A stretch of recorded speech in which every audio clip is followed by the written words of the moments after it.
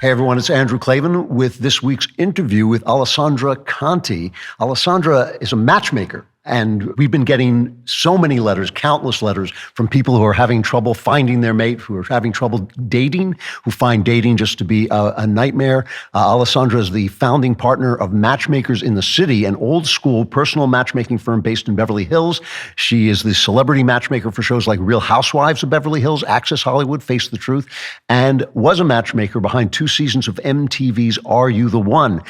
She's been featured in Forbes, Fox News, New York Times, but who cares? Now she's on the DailyWire, so she's really made it. And Alessandra, I made it. you are the person we have been waiting for. We have been having this conversation, and I've been married for 100 years, so I really am not in the game, and I wanted to bring on somebody who could talk about this because look, the people who are listening to the show are not celebrities. Some of them are professional, some of them aren't. But young people especially, are having a hard time finding one another. And I want to know, you're a matchmaker. That's really interesting. You're not running a dating service. You actually do matchmaking. So what do you know? What is happening that is making this so hard? Absolutely. I think that I feel like it should be my bumper sticker at this point, but I always say men who are great at dating are typically not great at relationships. Okay, that's interesting. All right. Yes. And I say this over and over. I tell all of the clients that we're working with that, ladies, you need to give the good guys a chance because they're self-sabotaging immediately when they meet a nice guy who's maybe not great at the first early stages of courtship or presentation on a dating app. So they're then self-sabotaging and selecting these, very well polished and very charismatic men who are then not great at relationships and are not really looking for something serious. So I think, obviously there's so many different issues, but I think broadly we can begin there. Yeah, let's start with that for just a minute, just so I understand it. I can understand why a good guy might be bad at dating. You're nervous, you're shy, whatever, you don't know what to say. But why are the guys, is it necessarily true that if a guy comes in and he's a great first date, that should be a red flag? Should you really look at that as a red flag? I don't necessarily think it's a waving red flag, okay. But I think it's more giving the men that are just not good. So I hear so many times in date feedback meetings with the clients that we're working with. So we have a team of 7 matchmakers at our firm. So we're constantly doing pre-date coaching and post-date coaching. So everybody's getting pre-date coaching and then they're getting these post-date coaching sessions, which is where we really get the juice. And I've been doing this for 12 years. So I have heard thousands and thousands of post-date coaching sessions and date feedback. And what we're hearing from the women is that we're hearing words like, he seemed like a narcissist because all he did was talk about himself. Nah. And we're hearing, these really judgmental calls that are just not the right calls, where it could just be that, hey, the guy was super nervous. He thought you were a beautiful woman. So of course he's going to want to, talk about all of his accolades and he's really excited. And he then didn't ask a question until, midway through the date. So yeah, okay, it's not. Yep. Yeah. And the thing is, the big things that men and women should be looking for when they're dating, and especially if they're using dating apps and meeting men in real life, the 3 big keys: do they want to get married? Do they want to have children? And is religion compatible? And if those elements are not aligned, it doesn't matter. It's not going to work. Oh, wow. Okay. You would say, of course. Of course, these are givens, but we just see so many people that are trying to make somebody into, the partner that they want them to be. So yes, all that to say, if they want marriage, want kids, and religious compatibility, unless a woman is repulsed by a man, we tell these women, give him a second date. Give him a second date. Especially, of course, he's been, we do background checks, social media checks, and sex offender searches, as one should do. Should anybody do that? Should anybody do that? I mean, you're obviously working a very high-end, business, but can an ordinary person do that too? If you are using the dating apps and you are not background checking the men and women that you're meeting, I bless you. You need to be background checking. There's an amazing website, binverified.com. It's, I don't know, like $60. I don't even know. I really don't know. I think it's either $60 a month or $60 for the year. You put that person's cell phone number in there and you'll get the basics, right? I mean, if they've had something expunged from their record and they're using some weird name, it's not going to pop up. But in this modern world, you need to be incredibly careful about who you're meeting if you're using online dating.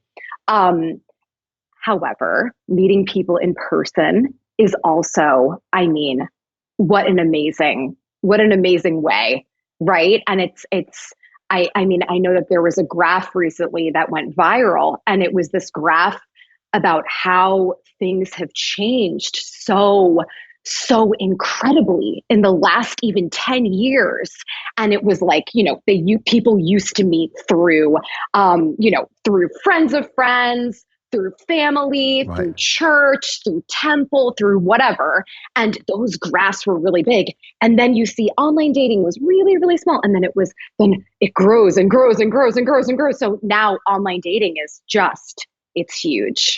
It's huge. So now I have a bunch of questions just off what you said. First, let's go back to you said you had a pre-date coaching. So one of the things I hear from a lot of women, I hear this a lot, is guys don't know what to do. They don't take charge. They don't pick the place. They don't make conversation. I come in and you have matched me up with somebody and I'm ready to go out on a date. What are you telling me to do? What's Absolutely. So yes. Well, for our clients, it is a little different because we have like a concierge date planner that does everything for them. Okay. But so I'll kind of put that a little bit aside. But if you were a man that was coming and being like, listen, I'm meeting this really great girl. I have this, there's a date on the calendar.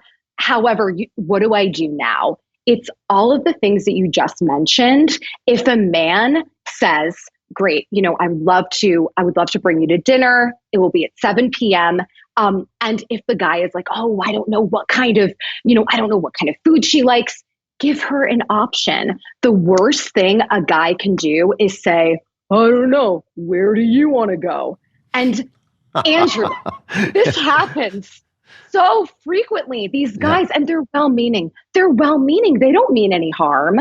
They want the woman to be happy. So they say, oh, no, this will make her feel good because she's making the selection. It's her choice, all about choice lately. So they say, oh, whatever she wants to do. No.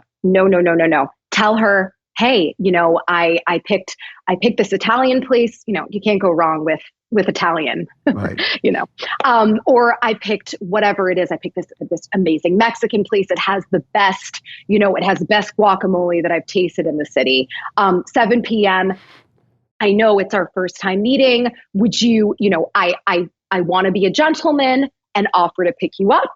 However, I totally get it if you just want to meet me there. And some guys that go, we're in LA, so the guys really feel like they have to raise the bar with these women. They say, hey, do you want me to send you an Uber?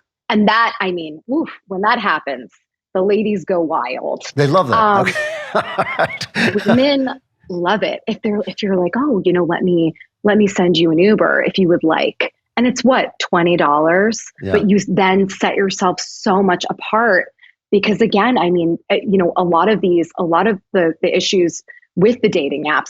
I'm sorry, I'm monologuing, Andrew. No, that's right. I'm really interested because, but then, okay, so then the guy shows up. That's really good advice for setting the date up. Now the guy shows up and girls keep telling me that the guys don't know how to talk. They don't know how to make conversation. They look at their phones, which seems to be an obvious, stupid thing to do. But like, do you coach them on that? Do you coach people on that? Again, you're dealing with a high-end people, but if you weren't, what would you say? Yeah, and we work with normal professionals as well. I mean, date coaching it's not expensive. I mean, well, objective is kind of, I guess, subjective, but anyone can use a date coach. And I really encourage young men that if a man is really struggling with this, hire somebody. I mean, if it's not us, just look up, dating coaches near me and make sure, obviously, that your values align and you're not going to go with a coach that is just completely going to coach you in a strange way that's maybe not as traditional. So you do have to be careful about what avenue you're going down. But yeah, I mean, I think for men, an easy rule of thumb is to think of the gentleman's code, right? So just think of it as, I am the leader of this date. I am the leader of the date. And we always tell women 3 words: let him lead. Let him lead. Let him lead. Just allow it, because a lot of men will lead, but they need the space and they need that beat, because women are just so quick to, they'll open the door for themselves. They'll be like, oh, well, look at the menu and say, oh, well, I want, da da da da da da. Take a second. Let the man lead. And men know. I mean, if men have been in society for a couple years, if they've seen a romantic comedy, they know the basics of, and even if you haven't studied the gentleman's code or all of this. But as the man, though, think of yourself, I am leading this date. Like, I am in control of this date. What are my goals? I want to set my goals. I want the woman to feel really safe. I want her to feel, safe in the date. I want her to feel like, great, get there early. Men, get to the date early, especially on a first date. You want to be ready. You want to kind of claim the area, know what you're working with, familiarize yourself with the surroundings. And we even tell some of the men that have a little more social anxiety, go beforehand. Just be familiar with the setting, because then that will also really alleviate a lot of nerves. And then when they're on the date, make sure you're anticipating needs. So it's anticipating the woman's needs. A lot of women are like, oh my gosh, yeah, we didn't order. He was talking for, 45 minutes and didn't even ask me if I was thirsty. And you're like, oh, just give the guy give him a bone. So then we say, it's okay. Let him lead. Take a pause. Let him lead. But men, this is good. Now that you're listening, now you know, because you listened to the Andrew Klavan show and you've learned. Yeah, there you go. And what about conversation? Are there rules for conversation, or you just go where you want to go? There are general guidelines, and I heard this horrific advice. I was at a matchmaking conference. Yes, they exist. They are in Cancun. We do have them. There's a lot of play, also a lot of work as well.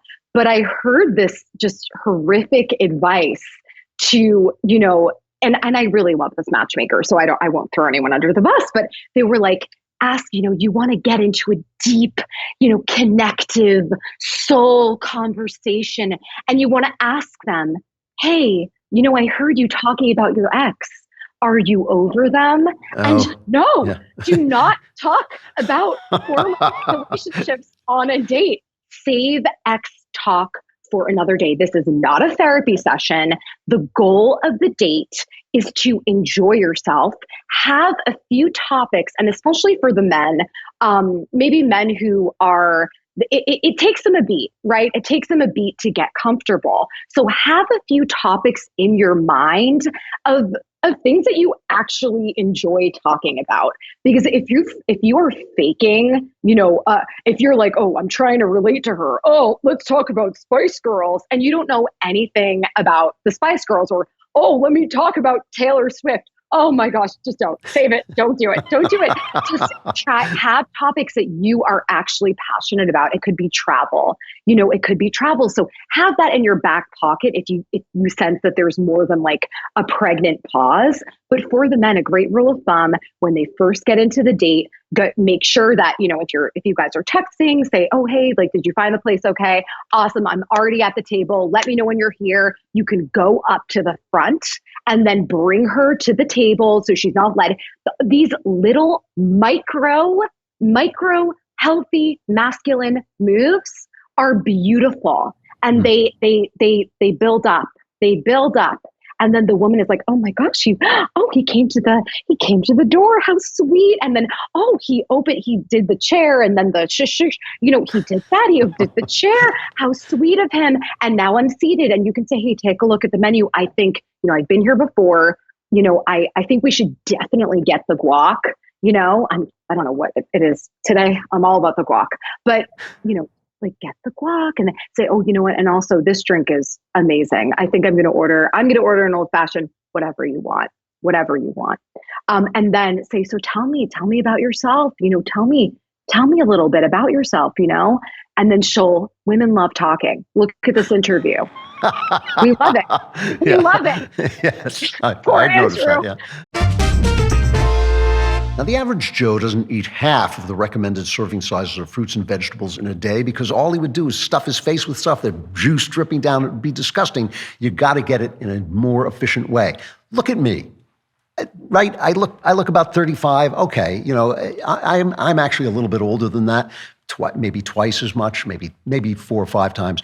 But I look like this because I stay healthy. And one of the ways I do it is with Balance of Nature fruits and veggies. There has never been a more convenient dietary supplement to ensure you get a wide variety of fruits and vegetables on a daily basis. Imagine trying to eat 31 different fruits and vegetables every day. Now stop imagining it because it's disgusting. Balance of Nature provides an on-the-go solution by taking 31 different fruits and vegetables, freeze-drying them, turning them into a powder, and then putting them into a capsule much, much easier. It can't get more convenient than that. Go to balanceofnature.com and use promo code Klavan for 35% off your first order as a preferred customer. Plus, get a free bottle of fiber and spice. That's balanceofnature.com, promo code Klavan. If you haven't done it yet, you're going to need to know how to spell Klavan. Also, your mouth is filled with fruits and vegetables. There are no easy Klavan. I'm fascinated by this because I don't know, it seems like it must have been easier in my day a little bit. I mean, guys got nervous on dates, but still it didn't seem people seemed like absolutely stymied. Go back to the religion thing. How close do your religions have to be? Same sex, or do you have to be? If you're a Catholic, can you go out with a Protestant?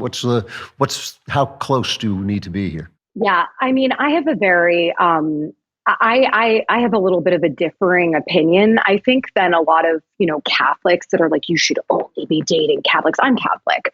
But I'm a big believer that Christians are incredible. And if you're only dating in such a specific pool, it's already a very small pool. Right. If you kind of cut out all of the other things. So we say umbrella. You want to date under the same umbrella. Right? So umbrella. If it's Jewish, awesome. Great umbrella. Date in that umbrella. If it means anything to you, right? If, however, you're Jewish, you're open, you can raise the kids however you want. Amazing. Judeo-Christian, fabulous. Very, very similar. One major difference. But it's big umbrella is fine. So Christian, same.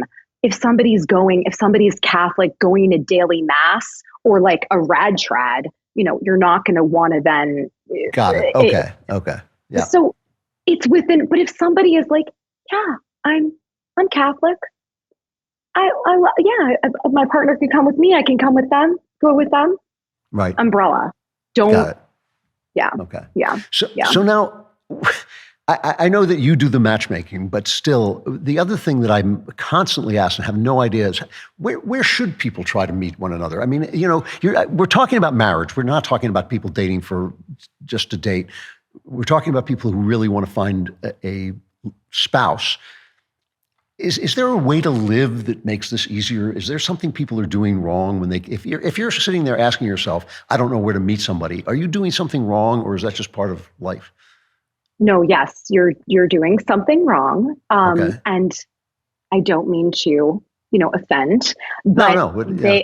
but the viewers, yeah, I mean, people are so, they're so reliant on their phones, and it's like, dating is like stocks. You don't want to invest all in one stock. So say you have an online dating profile, say you're on one of them, and you don't want to put all of your investment in that one and only use that way to date. And a lot of men and women do. So then they're not going to different events that are in line with their values, in line with their interests, Mm. in line with their hobbies. And I mean, it's so society has become a lot more insular. Post college, you really have to get yourself out of the isolation, because it's so easy to just, after work, you're exhausted. You just want to go home, watch Netflix, scroll on your phone. It makes sense. But we encourage men and women to have some kind of non-work related event that is in their calendar every week. So Mm. every Monday, and we actually learned this when we started our company 12 years ago, because the dating apps were not, I mean, they were there, but they weren't what they are now, which actually has helped a lot of matchmaking companies. The dating app fatigue, all of this. But that's how we built our database in Los Angeles. It wasn't one event a week, it was one event a night. So we Mm. were just, myself and my sister, we started our firm. She's a big fan. We have a family of fans here. But we would go to different events that were happening all through LA. And then as we got more clients, I remember we got a Greek Orthodox client. So we said, okay, let's look up Greek Orthodox events near us, and we were there. I've been to YJP events, Young Jewish Professionals events. They have an incredible white party right in Beverly Hills, all single men and women. And so in any subset, any interest, any hobby that you have, now that we are actually allowed to leave our homes, now that COVID is now over, Yeah. you need to put it in your calendar, Get and you out. need to treat it like a job, and treat it like this is an essential thing. This is, it's essential. You have to meet people in person. It will help just communication wise. It will help you socialize. You'll be less awkward on dates because it won't be the first human specimen that you've spoken to in the last, Yeah. 7 months. No, that's really smart. So you've talked about what women want to see in men. When men come back and report, because you do after date reports, I assume. What do they hate? What do men hate? What do they like? Oh, men, less. They're such simple creatures, Alessandra. You should know this. Such simple creatures. The feedback that we get so frequently is they want this one quality. And this quality, I like to dumb it down into one word: warmth. They want warmth.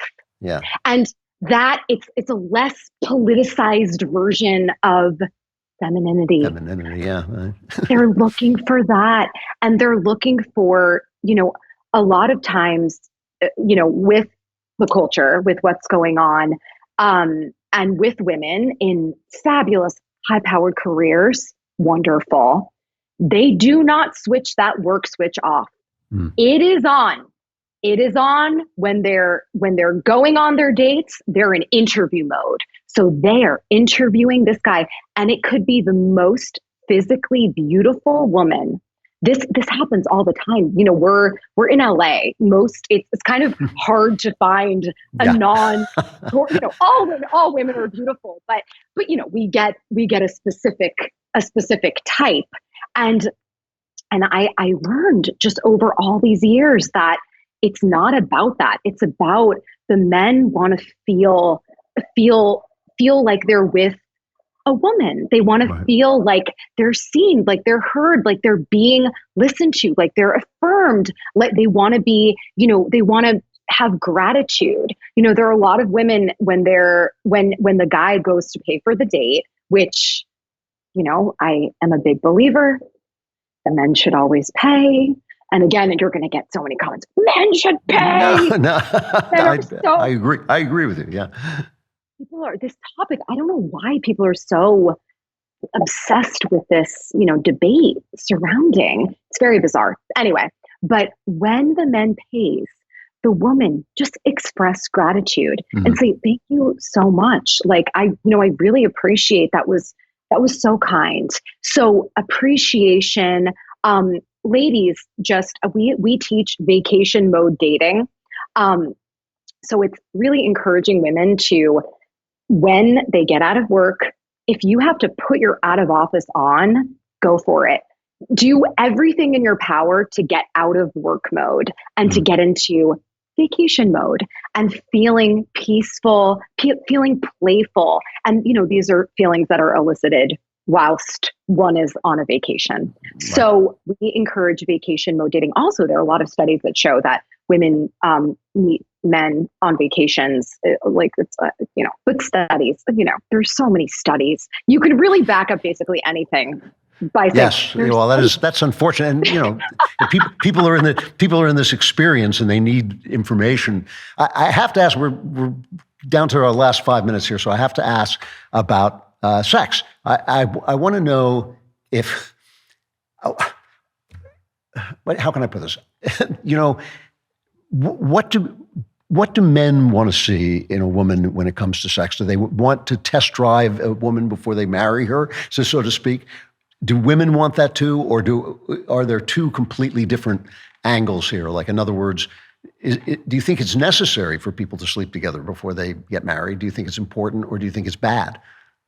Yeah. Well, I mean, I think that the way that culture has gone is the pendulum has swung so far into, it's so normalized, and it's almost weird if kind of in a secular normal society, in the secular society, if you're not sleeping with a guy after the third date, it's like, but women are now wisening up to the fact that is not yielding success.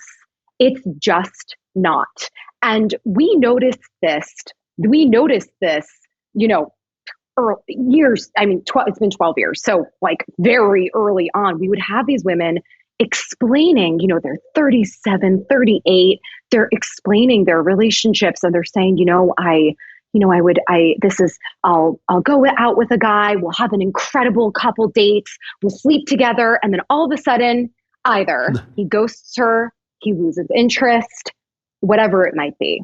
So for women, it's really important to understand that men fall in love biologically in the absence of having sex. And this is actually legit, studies have been done that prove this, because they have to hit a certain peak of, it has to be like the levels of hormones have to be just right. They have to release spike of vasopressin, which is only happening in the absence of having sex. So and we teach at our firm, they sign a little thing that says, no sex until a monogamous relationship at the minimum. As a Christian woman, I would encourage, Christian men and women to look at what is your path. If it's waiting for marriage, amazing. I love that. That's so beautiful. But I find that men are actually okay with that boundary. I just do. When the women that we're working with, when we say, just tell the guy, listen, I think you're so attractive and I'm so excited to explore this sexual element of our relationship. However, I don't sleep with a man until I'm whatever it is for the woman. But I think women are wisening up. And I think you see, Bumble had put out this ad campaign. This was a couple months ago, but it was saying, celibacy, you don't have to be celibate. And then women were like, wait, we kind of want to be celibate. And these are very, very left women. This is not the right wing. women. This is like, they're Right. like, no, we want to be. And now with the whole, 4B movement and all of that, just be 1B. 1B. Just don't have sex. 1B. Do a 1B movement. I don't think that's bad. It's easier to keep track of, at least. Yeah. Yes. What, all this other 4Bs, just say no, 1B. No B. Yeah. No. And truly, women, if they can just try it, I've been a matchmaker for 12 years. I have seen this work. Just say, hey, I think you're amazing. I want to get to know you. I could see this. This is great. You're something else. Would you, are you okay with waiting? And the guy will be like, either yes or no. And then if he says no, then a man's rejection is God's protection. Bye. Like, thank you. And then the women are not traumatized. They're not bonded with all this oxytocin. And then they have a breakup and it's devastating. And they're, so it's self-preservation, ladies. Yeah. You got this. Yep. It looks nightmarish to me, the way it has gone. Alessandra Conti, a matchmaker and founding partner of Matchmakers in the City. It's really delightful talking to you. I appreciate your coming on. And I really want to think about this because you've done something strange, which is you've actually answered a lot of my questions about this. And I hope I'll be a little bit smarter in the future when people are writing me letters. Thank you very much, Alessandra. Thanks for coming on. Thank you, Andrew. Thank you. All right, folks, I've solved all your problems. Go get married, go on a date, get married. Now you know I can't help you anymore. So I expect a lot of children named after me after that interview. Alessandra Conti, and come back on Friday and there will be the Andrew Klavan Show. I will be there. I hope you will be there as well.